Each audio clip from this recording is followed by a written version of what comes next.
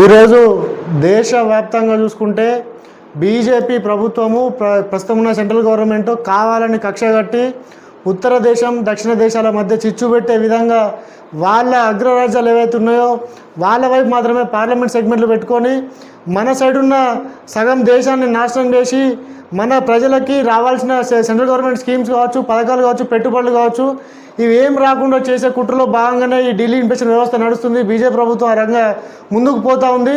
ఇది చాలా అన్యాయం. ఎందుకనంటే డీలిమిటేషన్లో మన సైడ్ సీట్లు తక్కువగా ఇచ్చి వాళ్ళ సైడ్ సీట్లు ఎక్కువ పెంచుకోవడం వల్ల మన సైడ్ ఉన్న ప్రభుత్వాలు లేకపోతే మన సైడ్ ఉన్న రాష్ట్రాలు అన్నింటిలో కూడా ఎక్కువ మొత్తంలో నష్టం జరిగే అవకాశం ఉన్నది. రావాల్సిన ప్రభుత్వ పథకాలు రావు. కాబట్టి ఖచ్చితంగా దీంట్లో సమానుకూలంగా స్టేట్ ప్లస్ సెంట్రల్కి సంబంధించిన ఎంపీ ఎమ్మెల్యే సీట్లని సమానంగా భర్తీ చేసేది ఉంటేనే డీలిమిటేషన్కి పోవాలి.